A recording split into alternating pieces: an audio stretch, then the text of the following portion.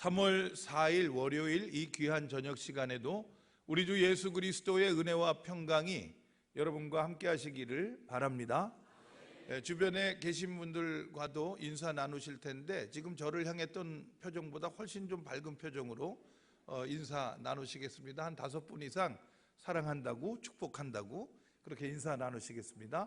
사랑합니다, 축복합니다, 감사합니다, 반갑습니다, 건강하시기 바랍니다, 평안하시기 바랍니다.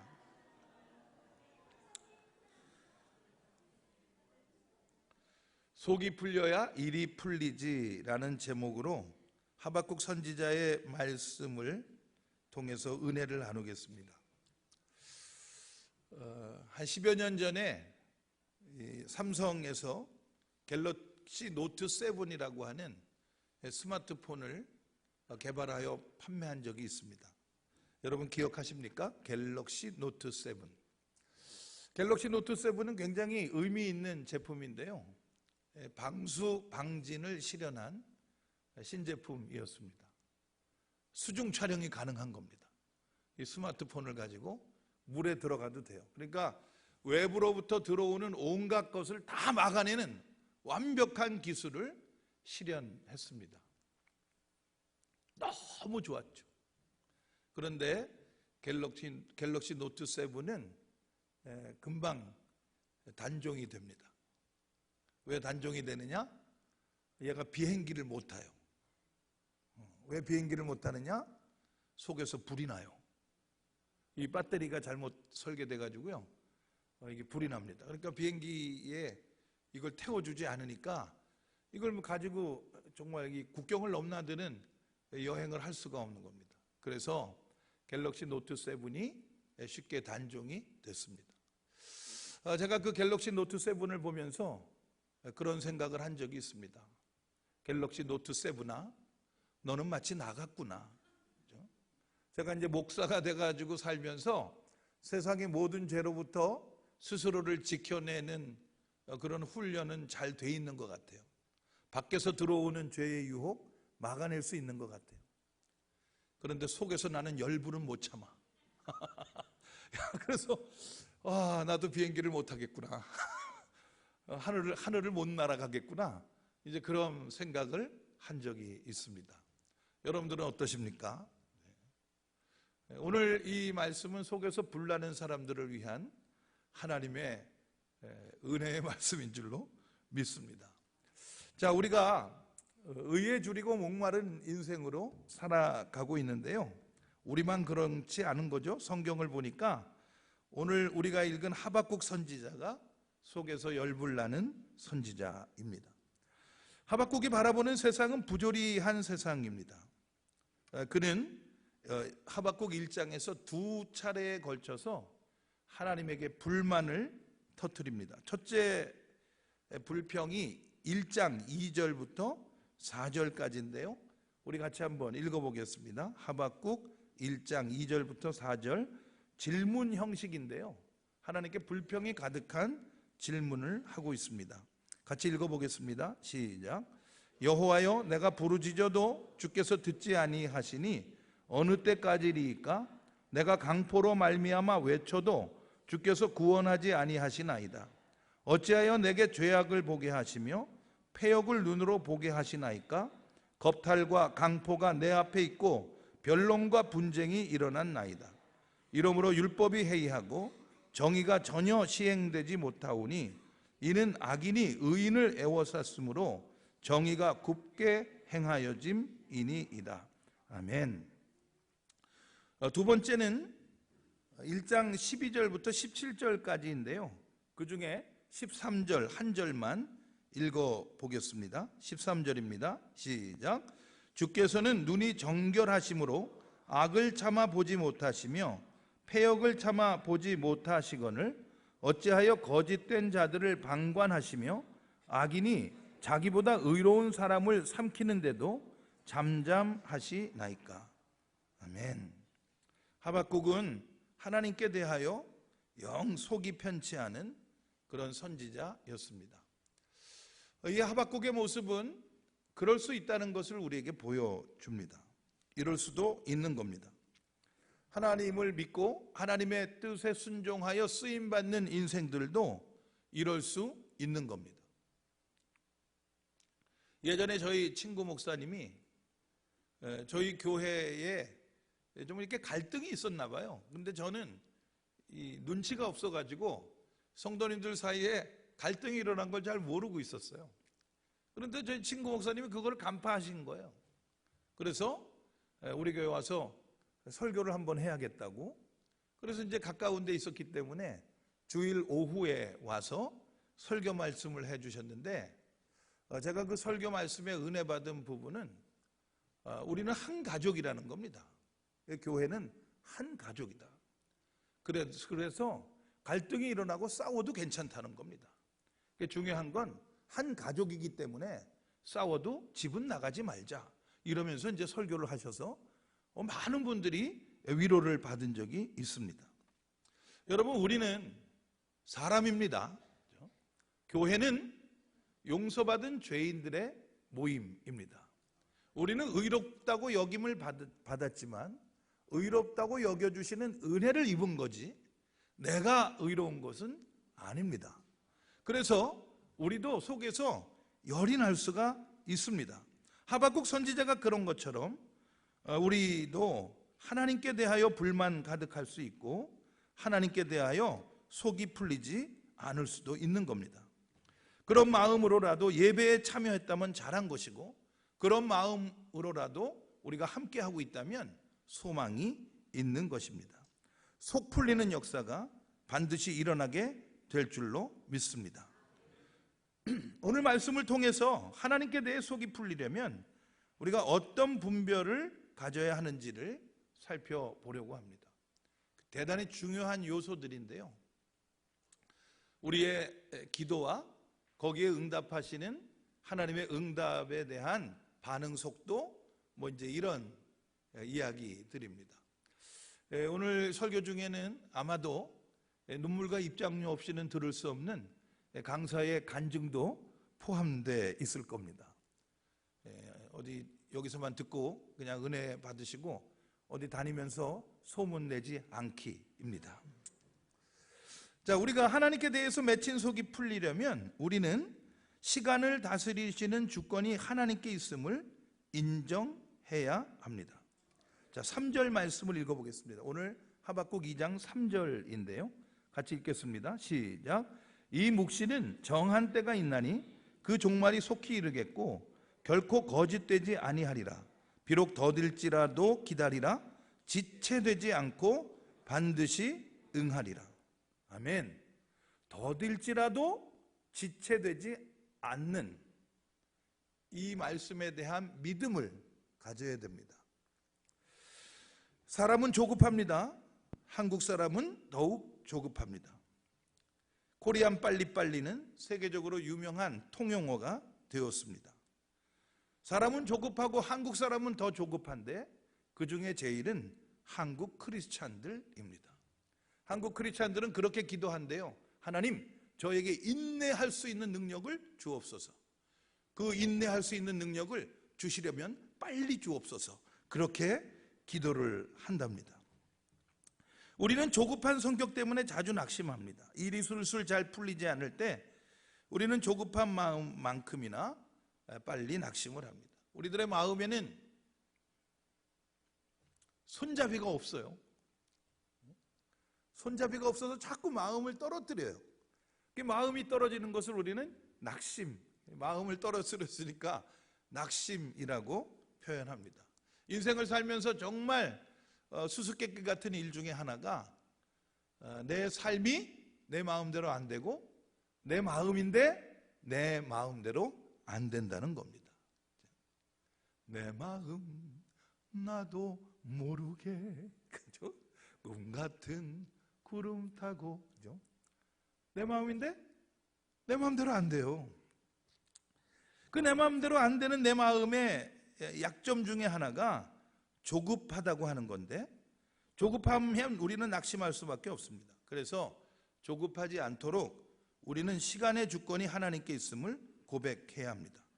비록 더딜지라도 지체되지 않는 이 믿음의 신비를 붙들어야 합니다. 사도행전 1장 7절에 보면 이르시되 때와 시기는 아버지께서 자기의 권한에 두셨으니 너희가 알 바 아니요. 때와 시기는 하나님의 권한에 두신 거예요. 우리가 알 바가 아닙니다. 우리가 믿는 바는 비록 더딜지라도 지체되지 않을 줄을 믿는 거죠. 더딘 것 같은데 때에 맞춰서 이루어지게 된다는 거예요. 지체되지는 않아요. 어떤 아이가 학교를 가는데 되게 늦게 가요. 뭐 그냥 가게도 구경하고 문방구도 구경하고 아주 늦게 갑니다. 그런데 지각은 안 할 수 있다는 겁니다. 얘가 만약 하나님을 믿는다면 얘는 대단히 늦게 갔지만 그날따라 지각하는 학생들을 단속하지 않는 은혜를 누릴 수도 있다는 겁니다. 나의 때를 주장하지 말고 하나님의 때를 기다릴 수 있어야 합니다. 하나님의 때라야 가장 적절한 타이밍임을 기억해야 합니다. 더딜지라도 지체되지 않는다. 하나님은 참 좋으신 하나님이기 때문에 가장 좋은 때에 가장 좋은 방법으로 이루어 주신다는 겁니다. 아이들을 키우다 보면 늦될 때가 있습니다. 아이들이 한두 가지씩 늦될 때가 있더라고요. 그런데 그 아이들이 뭐가 좀 늦되면 우리 부모님들의 마음이 다급해집니다. 저희 아들 녀석은 기저귀를 늦게 뗐습니다. 애가 발육이 좋아가지고요. 돌 때 체중이 한 13kg 이렇게 나갔어요. 되게 무거웠습니다. 그런데 얘가 생후 11개월부터 걷기 시작해가지고 그나마 우리의 무거운 짐을 좀 덜었죠. 그 무거운 녀석을 안고 다녀야 되는데 얘는 자주적으로 다니는 겁니다. 잘 걸어 다닙니다. 돌잔치 때 떡 나눠준 아이가 저희 집에 있습니다. 말도 빨랐습니다. 발육도 좋고요. 잘 걸어 다니고 그런데 기저귀는 5살 때까지 붙이고 다녔습니다. 그러니까 사람들이 얘를 이게 조롱하는 겁니다. 말 걸어보면 청산유수예요. 아빠가 목사라서 그런지 말을 잘합니다. 뭐 하고 이게 뭐 이 분위기나 뉘앙스나 이런 것들을 잘 파악해가지고 할머니들에게 가서 집사님이라고 불러서 돈 뜯어오고 그랬습니다. 너 어떻게 할머니에게 집사님이라고 그러냐? 그러면 이 아이가 할머니들은 이상하게 집사님 그러면 좋아하고 권사님 그러면 별로 안 좋아하더라는 겁니다. 그래서 집사님 부르면 뭐가 생기는 거예요. 그런 눈치가 빠른 애인데 이상하게 밑에서 뭐가 나오는 건 느끼지를 못하는 거죠. 그래서 기저귀를 아주 늦게까지 차고 있었습니다. 속상했습니다. 그러나 늦으면 어떻습니까? 지금은 기저귀 안 찹니다. 여러분 우리가 진학이든 취업이든 합격이든 결혼이든 자녀들의 문제, 나의 문제에 있어서 더디게 되는 일들이 있습니다. 그런데 이 하박국 선지자의 이 말씀을 우리가 붙들어야 돼요. 비록 더딜지라도 지체되지는 않는다는 겁니다. 저는 저희 신학교 친구들보다 한 7, 8년 늦게 목사가 됐습니다. 너무 뒤처지는 것 같았지만 지금 세월이 지나고 보니까 지체되지는 않은 것 같습니다. 늦게 됐지만 됐잖아요. 늦어도 되면 되는 겁니다. 시간의 주권은 하나님께 있다고 하는 것을 믿고 우리는 조급하지 말아야 합니다. 할렐루야. 여러분들이 뭐 기도하시는 어떤 내용들이 있겠죠. 그 기도에 하나님께서 응답하실 때 가장 좋은 타이밍에 응답하실 거예요. 가장 좋은 타이밍에. 제가 예전에 이제 직장 생활할 때 세무 공무원들하고 같이 직장 생활을 했거든요. 근데 저희 세무 공무원들 중에서 아주 입지전적인 한 분이 계셨어요.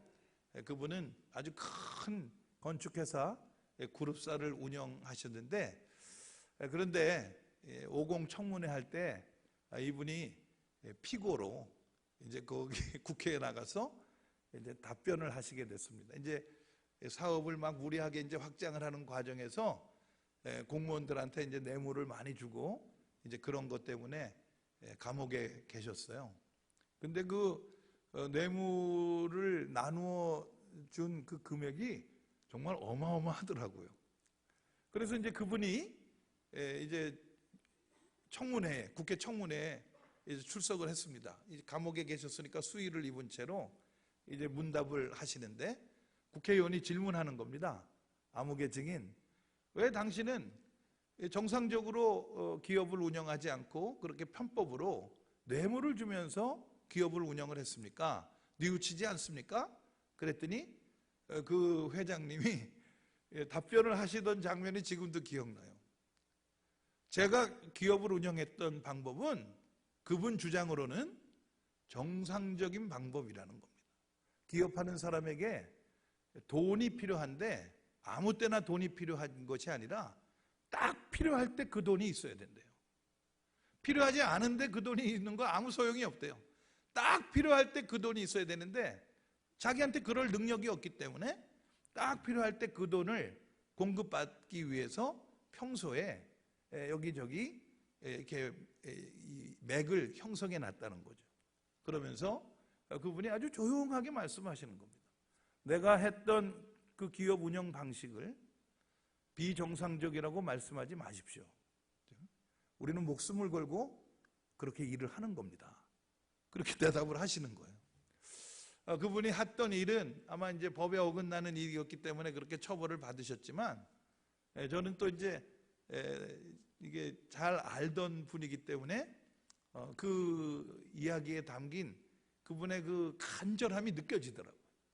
딱 필요할 때 그게 공급이 돼야 되는 거예요. 그분이 이제 예수 그리스도를 모르고 하나님을 몰랐기 때문에 그런 식으로 기업 경영을 했겠죠. 만약에 하나님을 알았다면, 하박국을 알았다면 그분은 기도했을 것 같아요. 그러면 더딜지라도 지체되지 않는 제때에 딱딱 공급해 주시는 그 은혜를 소망할 수 있지 않았겠나? 이제 그런 생각을 해봅니다. 사랑하는 여러분, 시간의 주권은 하나님께 있는 것 믿으시기를 바랍니다. 때와 시기는 너희의 알 바가 아니요, 그건 아버지께 속한 거예요. 우리가 기도하고 주님께 의지할 때에 주님은 더딘 것 같지만 지체되지 않도록 지켜주실 줄로 믿습니다. 저희 친구 목사님 한 분이 DTS 훈련을 받게 됐습니다. 예수 제자 훈련. 그 훈련이 6개월짜리인데 그 마지막 과정에서 단기 선교를 가게 됐습니다.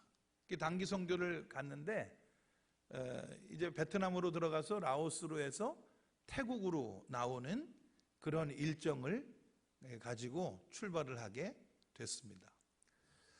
예를 들어서 이제 8일 일정이면 1일 날 출발해서 8일 날 돌아오는데 1일 날 출발할 때는 베트남 호치민으로 들어가서 8일 날 나올 때는 태국 방콕에서 나오는 그런 항공권을 다 예매를 해가지고 가게 된 겁니다. 그리고 그 사이에 육로로 이동을 하면서 라오스 사람들에게 또 태국의 산족들에게 이제 복음을 전하는 그런 일을 하게 된 거예요.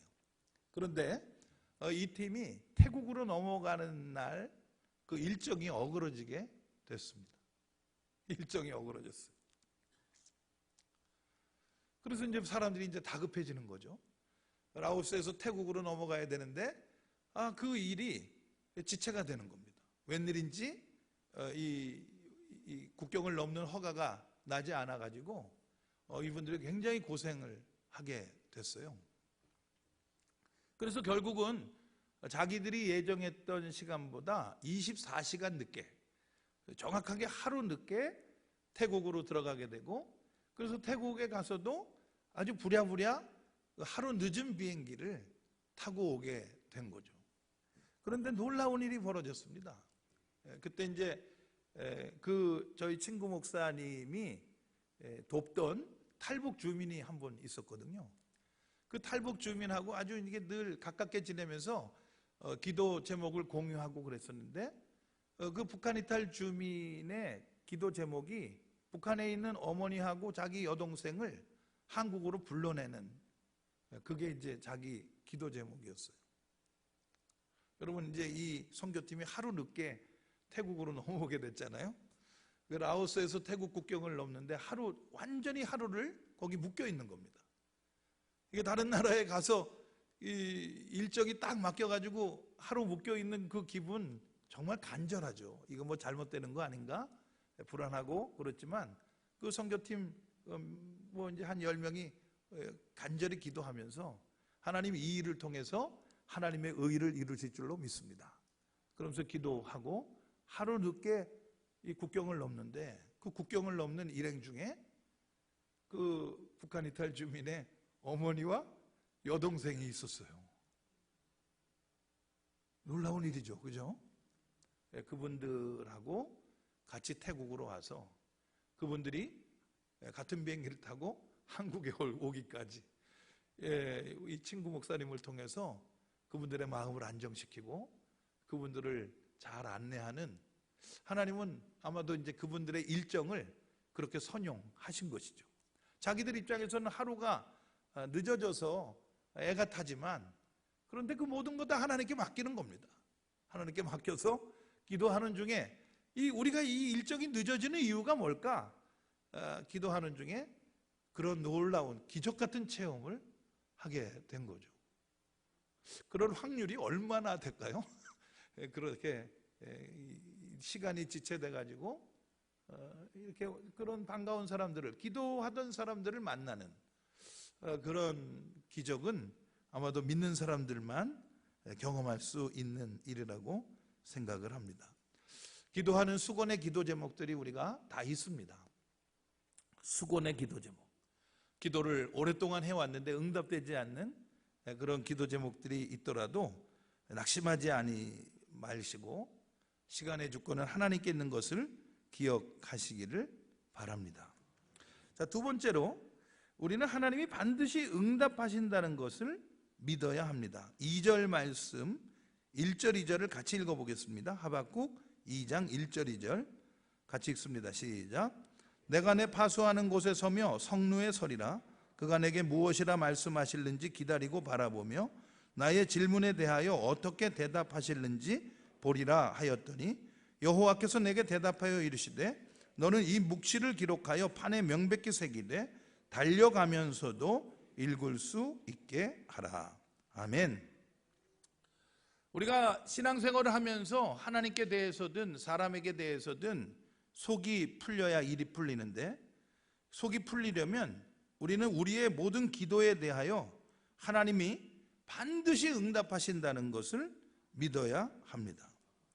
지금 하박국이 잘하고 있는 건 뭐냐 하면 2장 1절의 고백이죠. 내가 보겠다는 겁니다. 뭘 보느냐? 하나님이 나에게 뭐라고 응답하실지를 나는 반드시 보겠다는 것입니다. 저는 이 하박국의 이 모습이 우리에게 굉장히 교훈이 돼요. 제가 목회를 하면서 이제 보면 우리가 이제 기도를 한단 말이에요. 성도님들이 기도를 해요.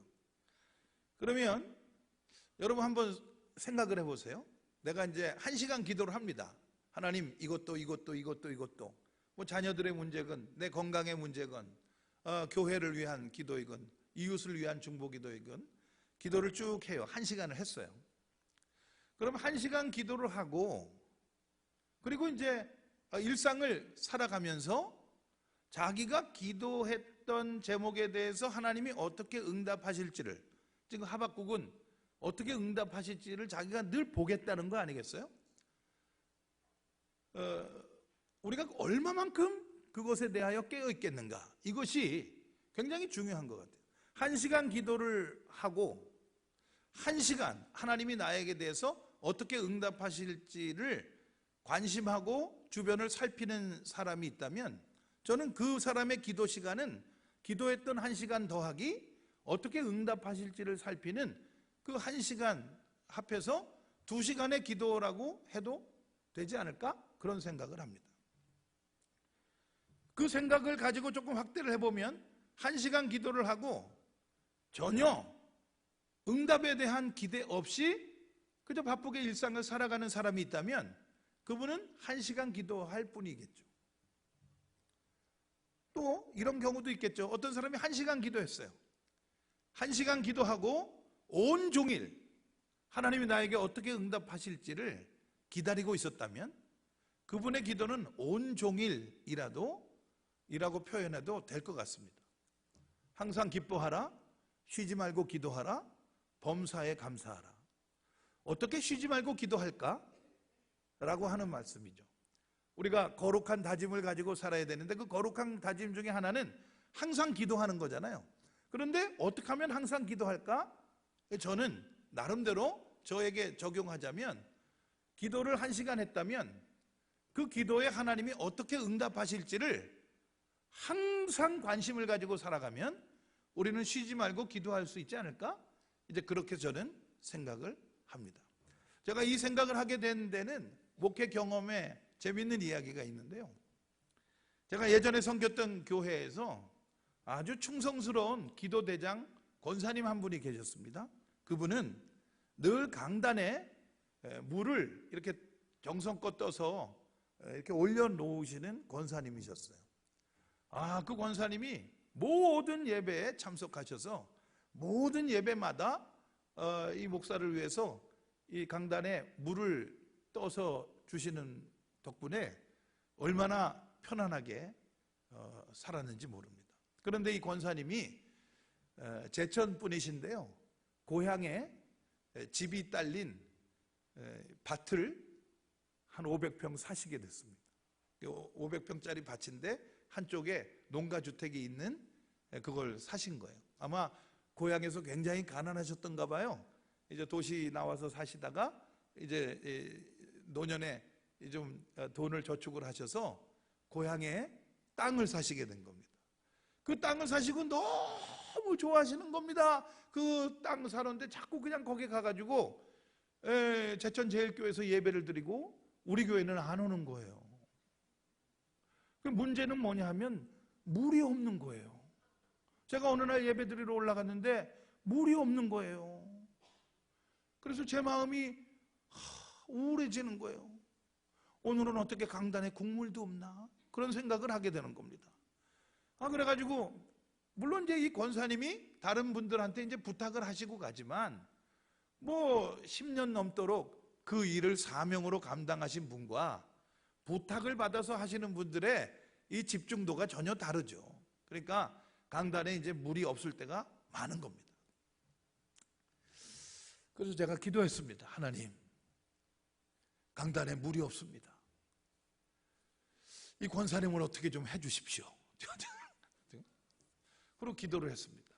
그리고 제가 하나님이 어떻게 응답하실지에 대해서 깨어있게 됐습니다.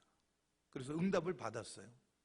식당에 가서 식당 벽에다가 하나님이 응답을 붙여 놓으셨더라고요. 물은 셀프입니다. 그래서 제가 정말로 너무 놀란 거예요. 아니, 아침에 기도를 했는데 점심시간에 식당을 갔더니 하나님이 물은 셀프라고 붙여놓으신 거예요. 그래서 그 종이 앞에서 아멘 이러고는 슈퍼에 가서 물을 사다가 대예배실에 한 덩어리 밑에다가 놓고 또 지하 소예배실에 한 덩어리 사다가 놓고 그 이후로 지금까지 물은 셀프로 하고 있습니다.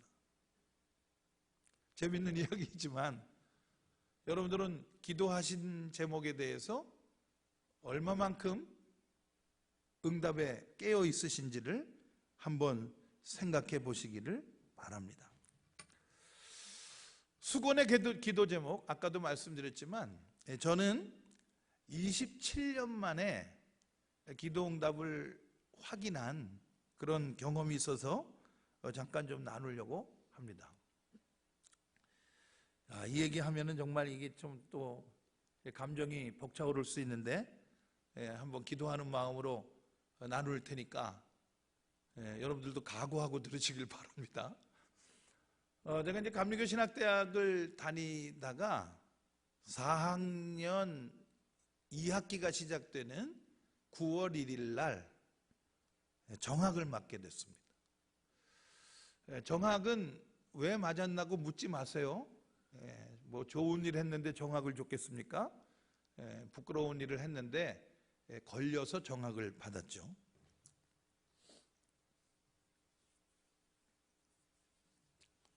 그러나 저는 억울했어요.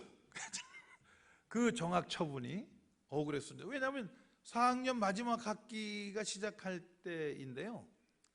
제가 그 마지막 학기를 마치면 이 강화도의 어떤 교회에 제가 이제 파송을 받아서 목회를 시작하려고 예약이 돼 있는 상태였습니다.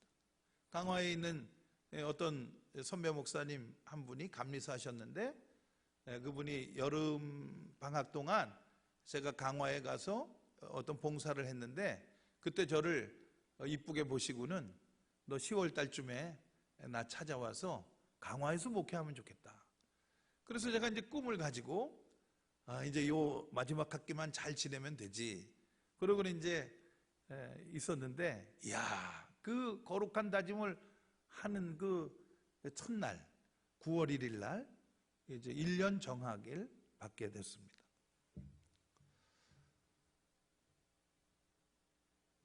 그 1년 정학을 받게 됐으니 어떡합니까? 그래도 제가 그냥 그 당시에 싸가지 없고 부족한 신학생인데 그래도 이제 배운 게 있으니까 기도해야겠구나. 그렇게 이제 생각을 하고 그 당시에 이제 노란 주전자가 있었어요. 노란 4리터짜리 주전자에다가 물을 하나 수돗물 받아가지고 왼쪽에다가는 담요 가운데다가 성경 끼고 그게 이제 1982년 9월 1일인데 1982년 9월 1일 날 감리교 신학대학 종합관이 완공되던 해거든요. 그 종합관 건축할 때 제가 봐놨던 지하 깊숙이 내려가서 이제 거기서 기도를 하게 된 겁니다. 사흘을 작정하고 3일을 작정하고 금식 기도를 하러 내려갔습니다. 제가 이제 기도하러 가는 거를 여러 사람들에게 알렸어요. 학생회 임원들에게도 알리고 또 선생님들께도 알리고 친구들에게도 알리고, 왜냐하면 같이 좀 기도해 달라고, 내가 억울하게 이렇게 정학을 당했으니까 나를 좀 도와달라고, 기도로 도울 수 있다고 그렇게 얘기하고는 제가 이제 종합관 지하에 가서 기도하게 됐습니다. 제가 이제 신학생 때 뭐 그렇게 기도를 뭐 열심히 하는 스타일은 아니었거든요. 그냥 개처럼 살았지 사람처럼 살지 않았어요. 그런데 급해지니까 기도 잘 나오더라고요. 기도하면서 정말 나 스스로가 얼마나 대견한지 몰라요. 그래도 이게 급해지니까 기도를 하는구나 이게.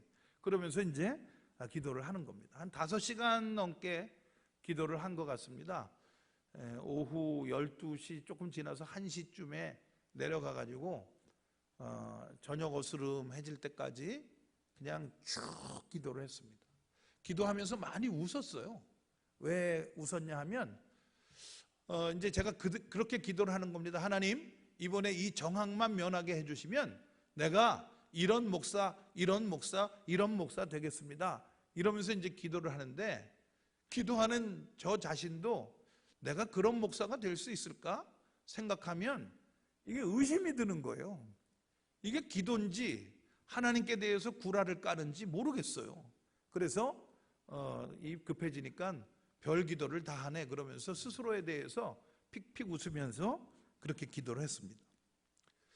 한 5시간 넘게 기도하고는 이제 한번 쉬어가야겠다 마음을 먹었습니다. 그런데 왜 기도하는 사람들만이 느낄 수 있는 그 느낌 있잖아요. 하나님이 내 기도 들으신 느낌이 있어요. 그 믿음이 아주 분명하게 생기더라고요.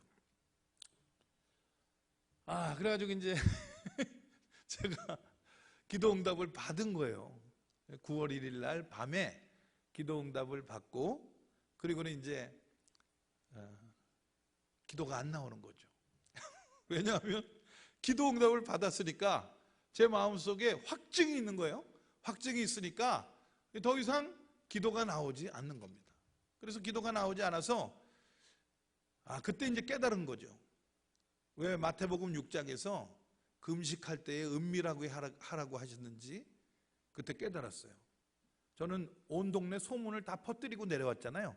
사흘 금식을 한다고. 그죠? 근데 성경에는 금식할 때 나팔 불지 말라고 그랬어요. 왜냐하면 중간에 중단할 때 쪽팔려요. 3일을 선포하고 내려왔는데 아직도 이틀을 더 해야 되잖아요. 응답은 받았는데.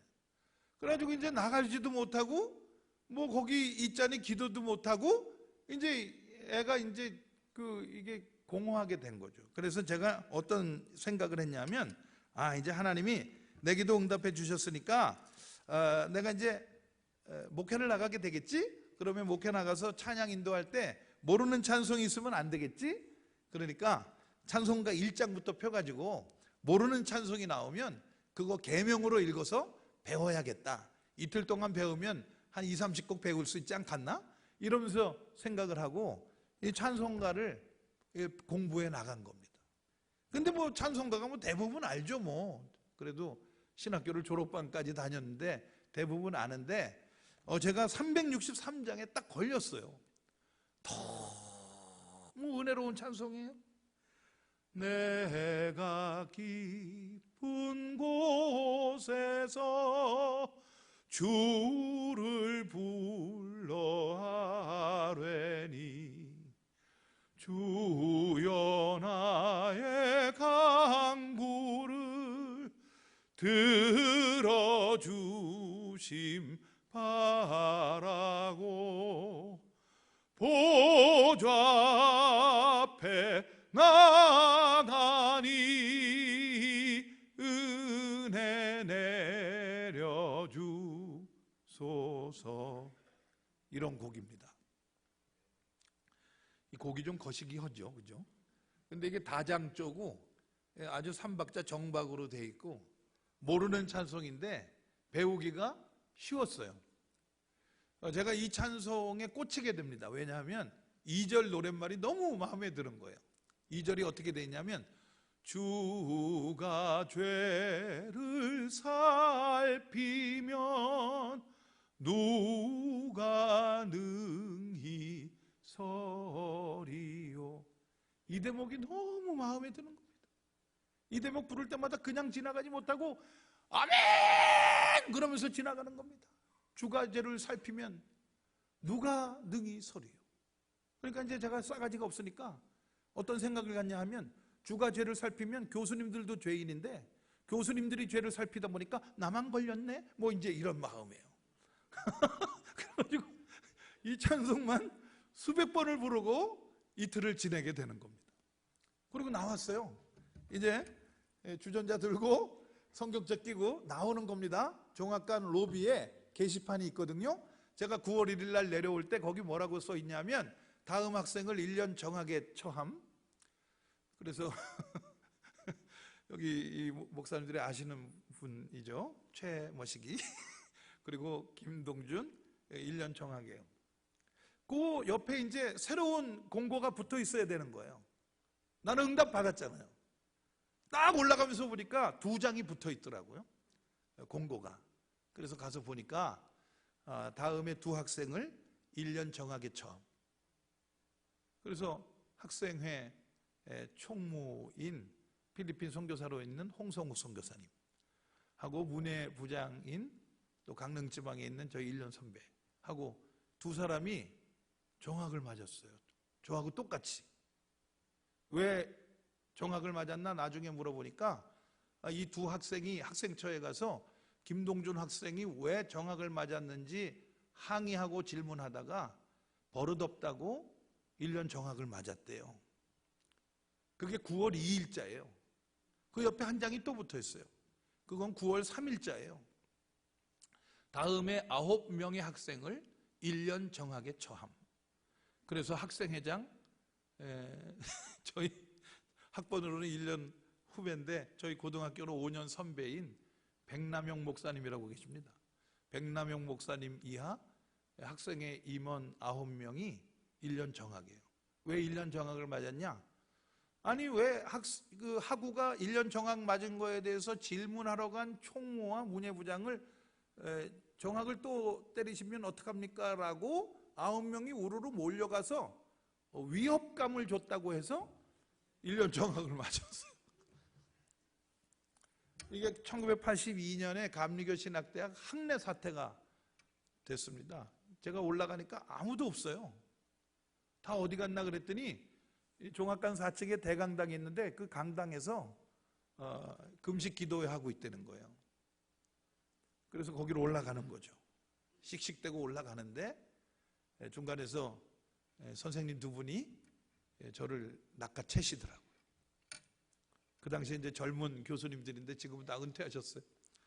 이제 그 선생님 두 분이 저에게 말씀하시기를 뭐라고 말씀하시냐면, 동준아, 너 저기 올라가면 안 된다. 너로부터 시작된 일인데 네가 지금은 정학인데 저기 올라가는 순간 넌 퇴학이야. 그러니까 선생님들 말을 듣고 너 이 뒷문으로 나가라. 그리고 1년 채우고 와. 그렇게 말씀하시는 거예요. 그분들이 그때 저에게 하신 말씀이 뭐냐면 길게 보래요. 동준아, 길게 봐라. 길게 봐라. 저는 그 길게 보라는 말씀이 귀에 들어오지 않았어요. 저한테 들어온 거는 뒷문으로 나가라는 말씀이 귀에 들어왔어요. 나가라. 그래, 내가 나가야지. 무슨 놈의 신학교가 사랑이라고는 하나도 없고 이렇게 그냥 뭐 무차별적으로 그냥 학생들을 11명을 13명을 이렇게 그냥 이틀 3일 사이에 정학이나 때리고 그런 학교가 이게 어딨나? 이게 신학교 맞나? 지도 신학생답지 않게 살았으면서 또 학교에 대해서 정죄하는 마음을 가지고 제가 그 문으로 나왔어요. 나와서 안 돌아갔죠.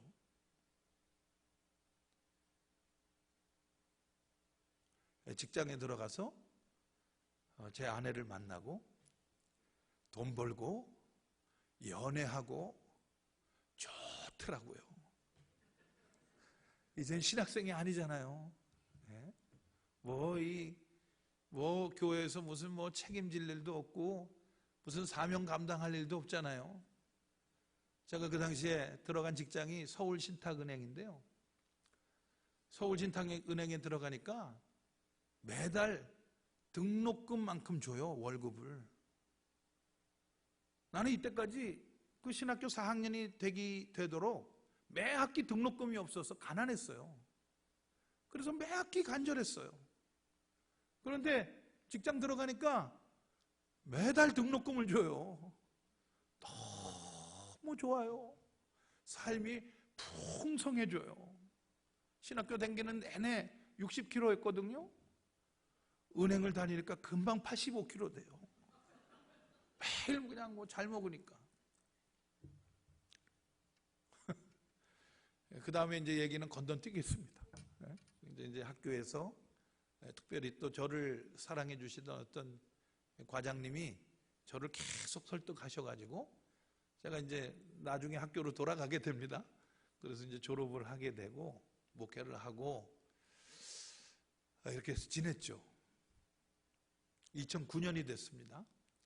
2009년도에 제가 목회를 하면서 우리 교회 이 강단 뒤에 있는 땅 63평을 사게 됐습니다. 제가 그때 서울에서 목회했는데 땅 63평을 사는데 8억 7천만 원이에요. 더럽게 비싸요.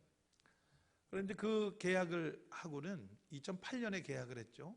2008년 6월에 계약을 했는데 2008년 10월 31일이면 그 땅이 우리 땅 되는 걸로 계약을 했습니다. 근데 2008년 10월 말일 날 그 땅이 우리 땅 되지 않았어요. 돈은 다 줬는데 이 부동산 중개인이 2억 5천만 원을 다른 데 유용을 했어요. 아마 자기 생각에는 잠깐 넣었다가 빼면 이익을 볼 거라고 여겼대요.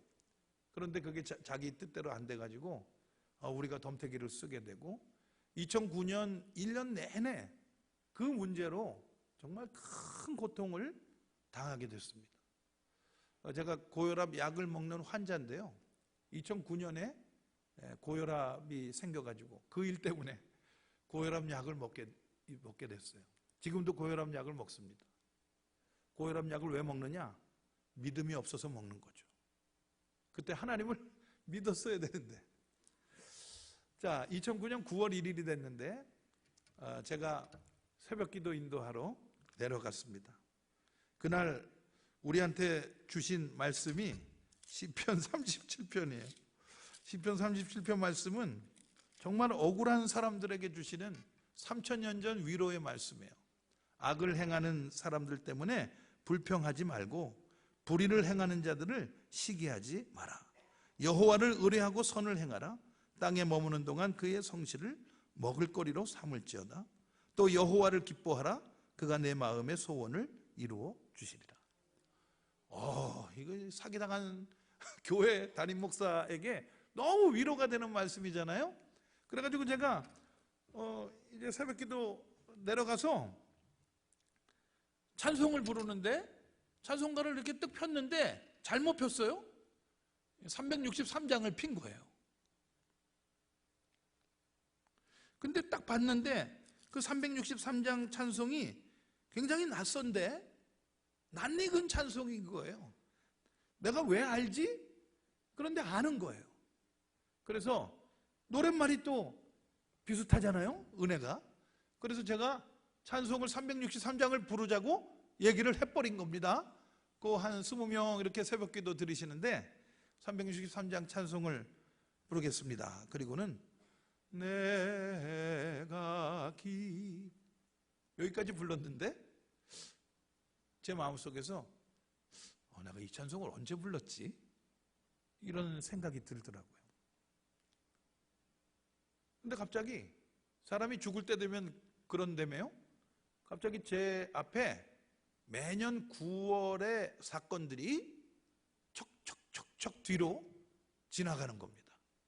2009년 9월 1일인데 2008년 9월, 2007년 9월, 6년 9월, 5년 9월 그게 촉촉촉촉 지나가는데 제 인생의 매 9월마다 중요한 이벤트들이 많이 있었더라고요. 그리고는 1982년 9월 1일 제가 종합관 지하에서 기도하는 모습을 하나님이 보여주셨어요. 그리고 저에게 질문하시는 겁니다. 너 이 찬송 기억나냐? 그랬어요. 내가 이 찬송으로 그 기도하는 모습을 보여주시면서 그렇게 물어보시니까 기억이 나는 거예요. 내 정악을 명쾌해달라고 했는데 기도를 분명히 듣는 느낌적인 느낌이었는데 기도 응답은커녕 11명이 정악을 더 받게 되는 그 일로 인해서 제가 하나님께 속이 뒤집어진 거예요. 너 이 찬송 기억나냐? 그러는데 기억이 나면서 승질도 같이 나더라고요. 그래서 제가 뭐라 그랬냐면 기억나죠? 그랬어요. 너무 27년이 지났는데 화가 나는 거예요. 근데 하나님이 저한테 그러세요. 너 이 찬송 부를 때 기도했던 거 기억나냐? 그러세요. 그 시간이 잠깐이에요. 1절 중간도 부르지 않았는데 하나님하고 저 사이에 그런 일들이 벌어진 거예요. 그래서 제가 뭐라고 기도했었지? 이제 그렇게 생각을 하는데 하나님이 이제 그 동영상으로 보여주시는 겁니다. 제가 하나님 앞에 이번 정황만 면하게 해주시면 이런 목사 되겠다고 이런 목사 되겠다고 아주 구라를 풀듯이 기도하던 모습을 보여주시는 거죠. 그러면서 저한테 말씀하시기를 그때 네 기도 내 마음에 들어서 너 그런 목사 만드는데 20년도 넘게 걸렸어. 너는 지금 네 모습이 마음에 드냐? 물어보시더라고요. 그래서 조금 있다가 나는 지금 네 모습이 마음에 든다. 그러세요. 아이고 제가 그냥 이 눈물이 나는 거예요. 갑자기 이 눈물이 이게 튀어서 나갑니다. 이게 튀어서 나가가지고 눈물이 막 이렇게 이게 뭐 흐르는 게 아니라 이렇게 이게 튀어요. 정말 막 감정이 복받쳐가지고 무슨 이렇게 집요하신 하나님이 계세요. 27년 전에 기도한 당사자도 그 기도한 내용을 새카맣게 잊어먹고 살았는데 하나님은 그 기도를 기억하시고 그 기도를 이루어 주셨다는 거예요. 이 천방지축 같은 저를 그렇게 목사로 빚어 가셨다는 거예요. 제가 찬송을 부를 수가 없어서 애꿎은 피해를 우리 성도님들이 입게 된 거죠.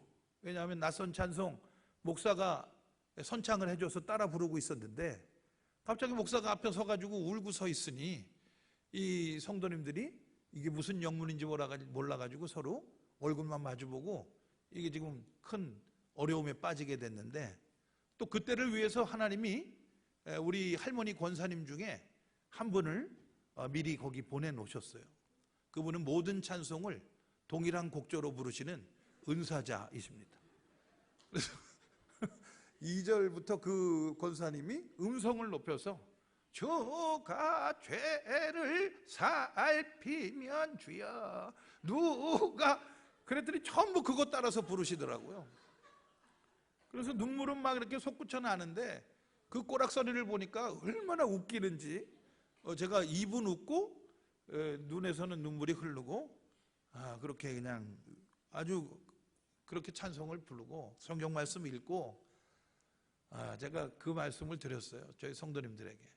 제가 조금 아까 아주 신기한 경험을 했는데, 하나님께서 27년 전에 기도를 기억나게 하셨고, 27년 전에 했던 그 기도 나는 까맣게 잊고 살았는데 하나님이 그 기도 응답해 주시기 위해서 저의 삶을 이렇게 인도해 주셨다는 그런 말씀을 들었습니다. 저는 하나님의 인도함을 받아서 살지 않았거든요. 저는 내 마음대로 살았어요. 학교 마음에 들지 않는다고 학교 뛰쳐나가고, 직장 들어가서 직장 생활하고, 내 마음에 드는 아가씨 꼬셔가지고 결혼하고 그죠? 그렇게 살았다고요. 내 마음대로. 목회를 하면서도 그저 자기 성질 다 부리면서 그렇게 목회를 해왔는데 하나님은 그거 아니라는 거예요. 내가 너를 안았다는 거예요. 내가 너를 붙들어 인도했다는 거예요. 너 이렇게 만드는데 27년 걸렸는데 너는 네 모습 마음에 드냐? 나는 네 모습이 내 마음에 든다? 그러면서 기도하라고 하셨다는 거예요. 기도하라고. 너 82년에 기도 잘해서, 기도 한번 잘해서 내 마음에 들었는데 지금도 네가 기도해야 될 때 아니냐 말이죠. 사랑하는 여러분, 여러분들에게는 어떤 수건의 기도 제목이 있습니까? 하나님은요 절대 포기하지 않았어요. 절대 포기하지 않았어요. 하박국이라고 하는 이 사람의 이름이 뭐냐 하면 앉는다는 뜻입니다. 하박국이라고 하는 사람의 이름이 앉는다라고 하는 데는 모든 구약학자들이 일치되게 동의합니다. 하박국 앉는다예요. 그런데 누가 누구를 안았느냐에 대해서는 의견이 다 갈립니다. 어떤 사람은 하나님이 하박국을 안았다고 설명하시는 분도 있고, 어떤 사람은 아니야, 하박국이 하나님을 아는 거야, 이렇게 주장하는 학자들도 있더라고요. 입장이 달라요. 우리가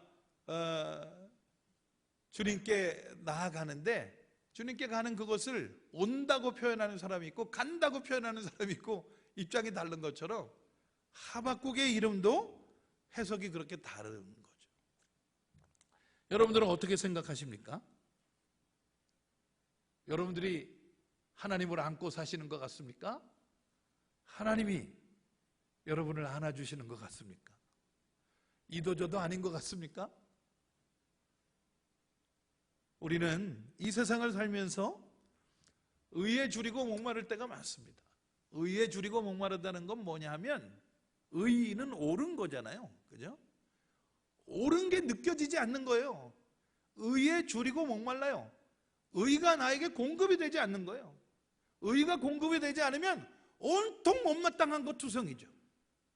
다 마음에 안 들어요. 다 마음에 안 들어. 먹는 것도 마음에 안 들고, 옷 입는 것도 마음에 안 들고, 예배도 마음에 안 들고, 찬송도 마음에 안 들고, 기도도 마음에 안 들고, 사람도 마음에 안 들고, 의에 줄이고 목마르게 살아갈 때가 있어요. 우리가 의에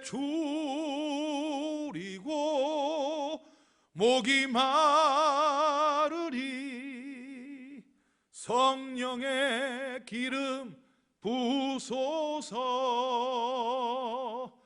의에 줄이고 목이 마르리 내 잔을 채워 주소서.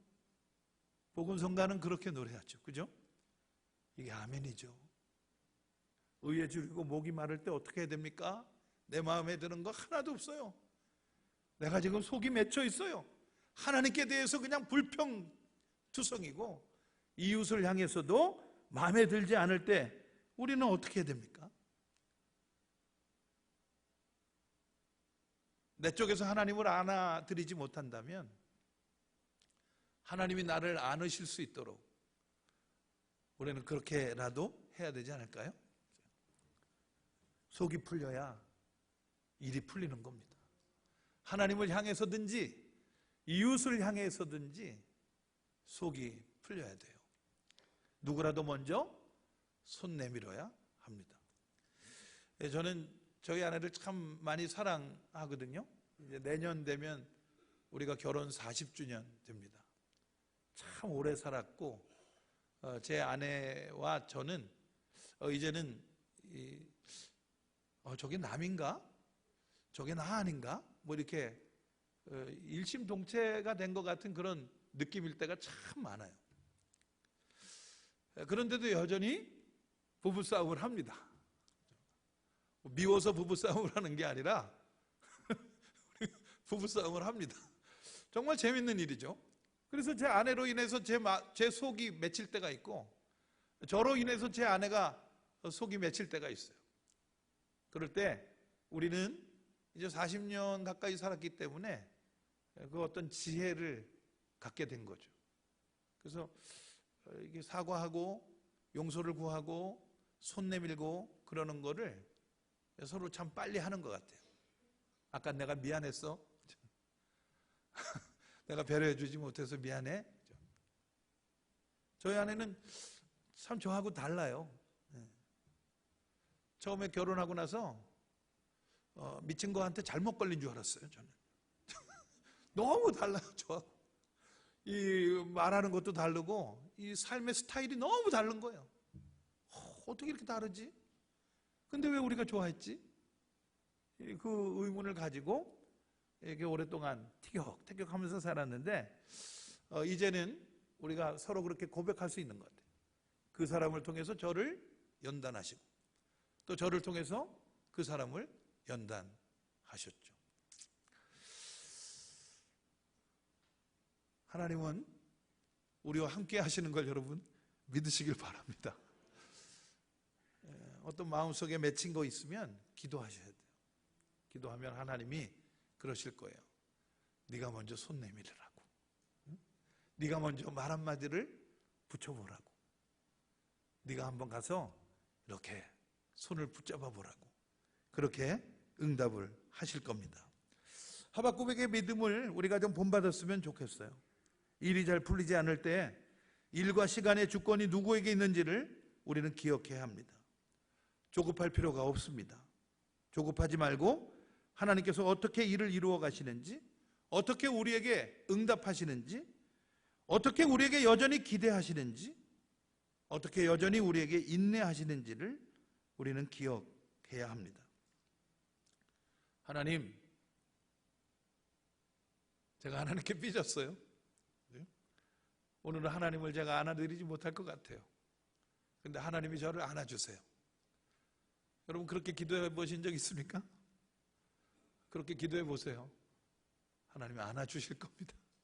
하박국, 이것은 끌어안는다는 뜻인데 여러분 어떤 생각이신지 모르겠지만 우리가 하나님을 안는 건지 하나님이 우리를 안는 건지 그 방향에 대해서는 의견이 분분하겠지만 그러나 중요한 것은 우리가 늘 하나님과 동행해야 하는 그것입니다. 크리스찬들에게는 분명한 믿음이 몇 가지가 필요한데요. 첫째는 구원의 확신이고, 두 번째는 기도 응답의 확신이고, 세 번째는 임마누엘의 확신이고, 네 번째는 사명의 확신이에요. 하나님은 생명 구원의 역사를 이 땅에 펼치시는데 절대로 그분은 혼자 하지 않습니다. 반드시 우리와 함께 우리를 통해서 일하십니다. 내가 인격이든 은사든 이런 것들이 준비되어 있거나 말거나 주님은 우리를 통해서 일하십니다. 언제나 우리를 부르세요. 거기에 우리가 순종하면 돼요. 주님은 늘 미리 준비하시는 여호와 이레의 하나님이시고 우리는 늘 늦게 깨닫고 늦게 감사하는 둔한 자녀들이죠. 중요한 건 그런 믿음의 확신들을 통해서 우리가 주님과 함께 하는 것이 굉장히 중요합니다.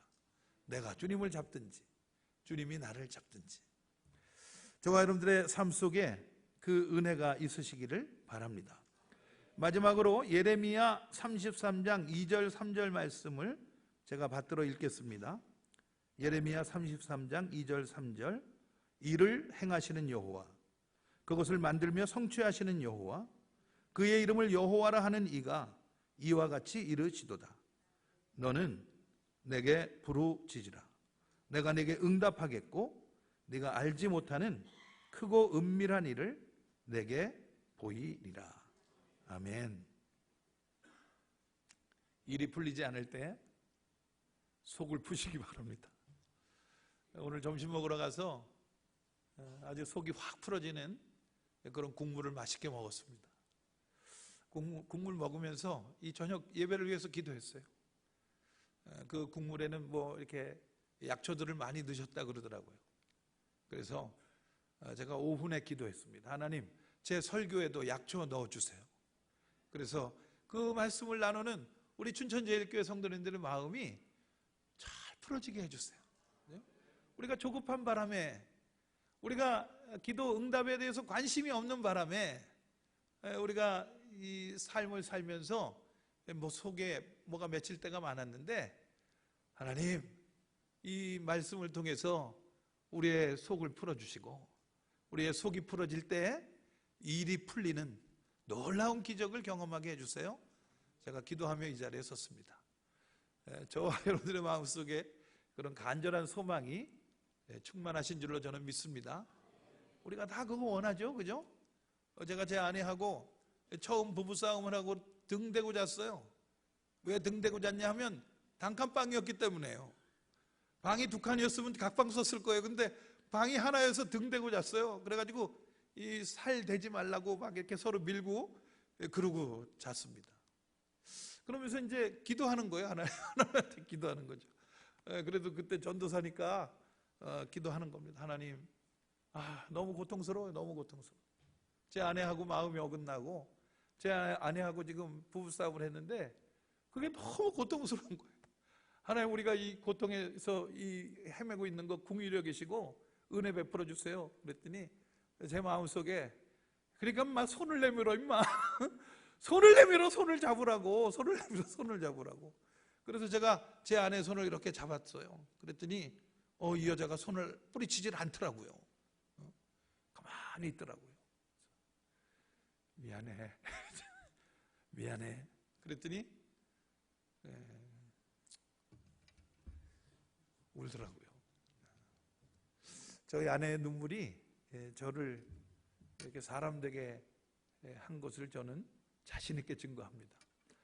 우리가 서로를 위해서 흘리는 눈물을 통해서 하나님은 기적을 이루어 주실 줄로 믿습니다. 우리 주제 찬송 부르시고 기도하겠습니다.